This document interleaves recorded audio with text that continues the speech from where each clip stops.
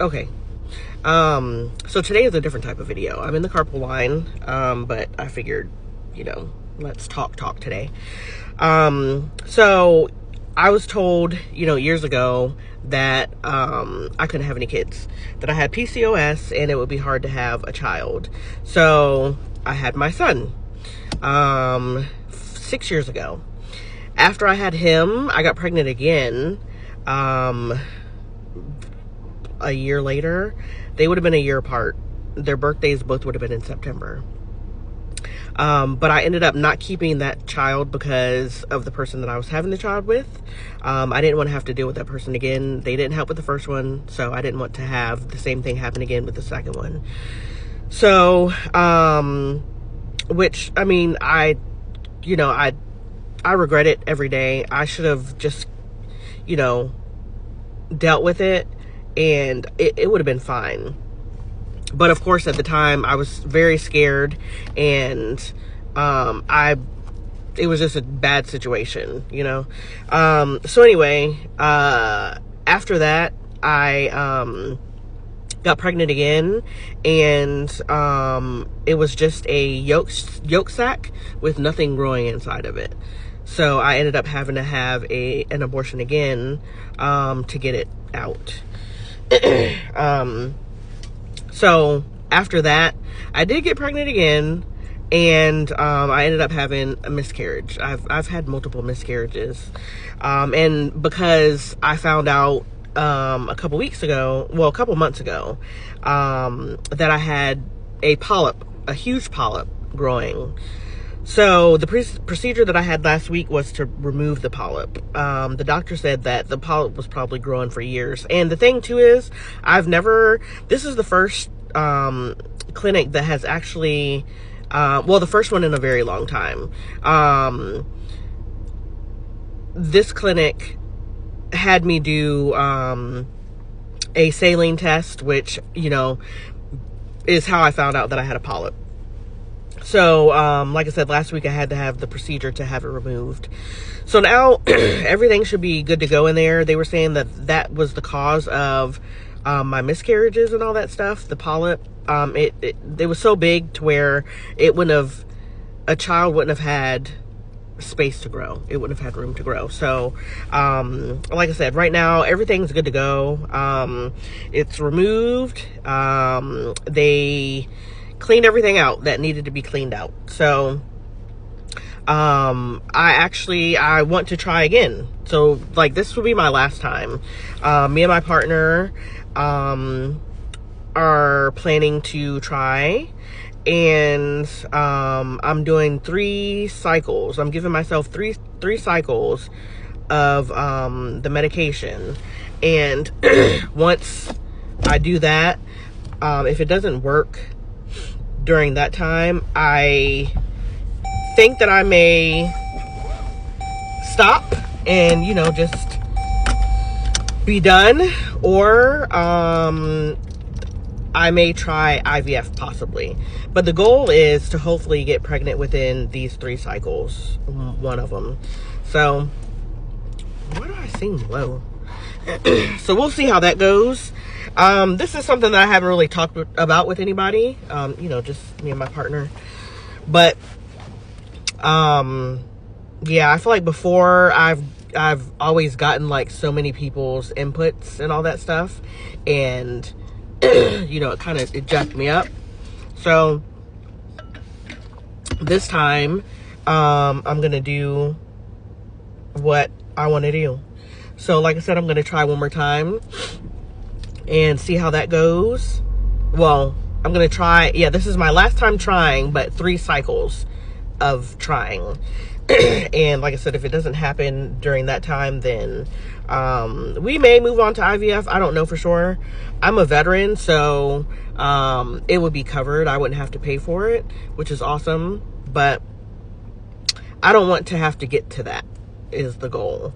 So what made me even really talk about this was with my son, I didn't document anything. It was a terrible time for me. So, like I said, I didn't have any help. The situation that I was involved in was dumb. So this time around, I don't have to worry about any of that, you know. I'd have help. And like I said, me and my partner were locked in, so I wouldn't have to worry about anything. Yeah, like I said, with my son, I really wish that I had documented everything or something. Of course, I took pictures and stuff, you know, of my belly and, you know, going to the doctor and all that stuff. But, you know, it would have been great to have more involvement and all that stuff. So like I said, this time around, I don't have to worry about any of that. He'll be there, you know. So I'm actually excited this time around. The first time I was not. That actually made me like not want to have kids again, but I just kept feeling like I have to have at least one more. Like I can't get the feeling to go away. I feel like I'm supposed to have another child. And the great thing right now, which I missed with my son, is that like right now I don't work. So I'm able to be involved in everything. You know, I won't miss anything. With my son, like as soon as my maternity leave was over, which I lost, so they didn't have paid maternity leave at the time. So I had to use my leave, which I ran out of leave, and working for the government, I ran out of leave. So I had, you know, no pay for a little bit.